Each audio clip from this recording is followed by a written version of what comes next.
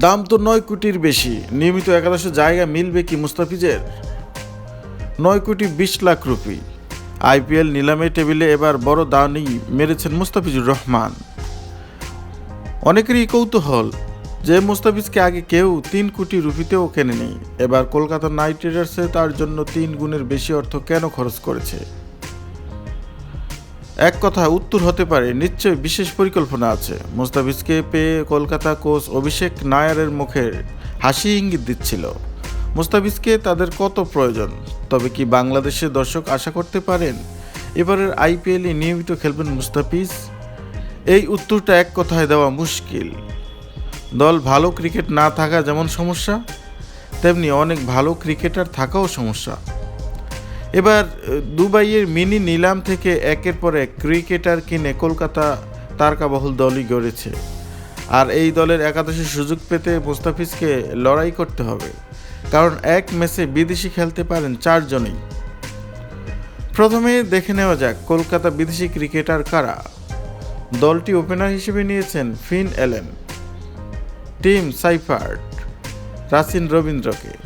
নিউজিল্যান্ডের এই 3 ক্রিকেটারই অনেকটা একই ধরনের খেলোয়াড়। 3 জনই উইকেট এসে দ্রুত রান তুলতে পারেন।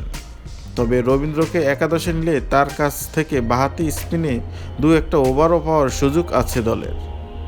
নাইট রাইডার্সের অস্ট্রেলিয়ার ক্যামেরন গ্রিনকে কিনেছে 25 কোটি 20 লাখ রুপিতে। এবারে নিলামে এটি সর্বোচ্চ দাম।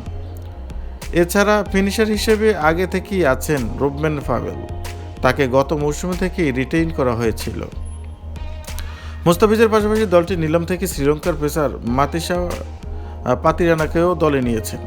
তাকে কিনতে কলকাতা খরচ করেছে 18 কোটি রুপি। সঙ্গে সুনীল নারায়ণ তো আছেনই। প্রতি ম্যাচের একাদশ গড়তে বিদেশির মধ্যে সবার আগে নারায়ণের নামই লেখা হওয়ার কথা। ব্যাটিং বোলিং 2 জায়গায় তো নাইট রাইডার্সের অপরিহার্য নাম এই ক্যারিবীয়। গ্রিনও থাকারই কথা। তাকে কিনতে নিলামে অতি আগ্রহী, যার বড় প্রমাণ।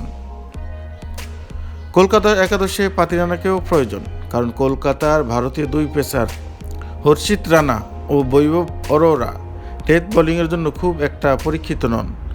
আন্দ্রে রাসেল আইপিএল থেকে অবসর নেওয়ার ডেথ তার বোলিং মিস করবে কলকাতা।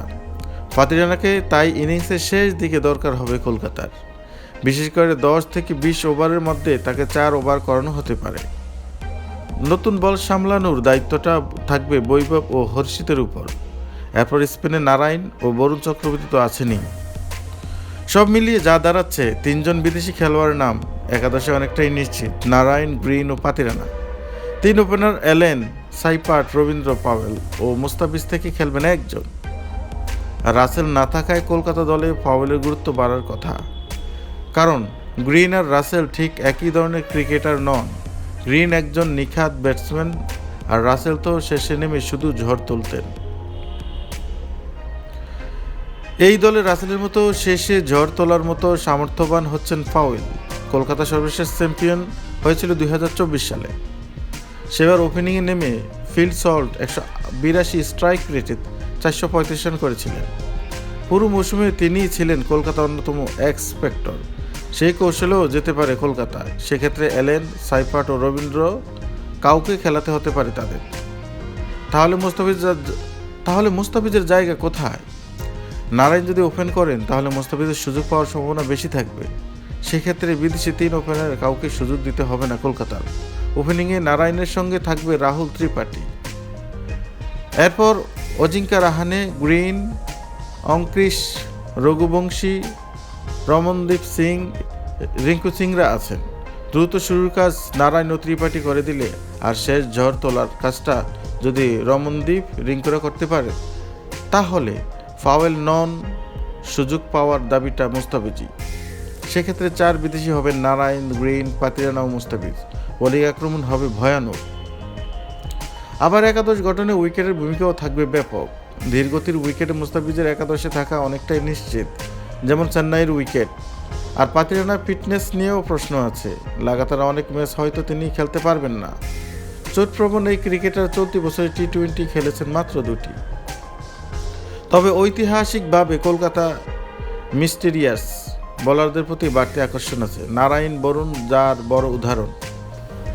রহস্যময়ী বোলারদের কাছ থেকে অনেকবারই ভালো কিছু পেয়েছে কলকাতা। অবশ্য রহস্য তো মুস্তাফিজেরও আছে।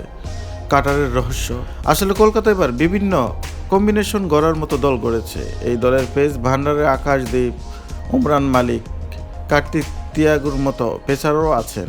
এছাড়া অঙ্কুল রয়, মনীষ পান্ডেরাও আছেন।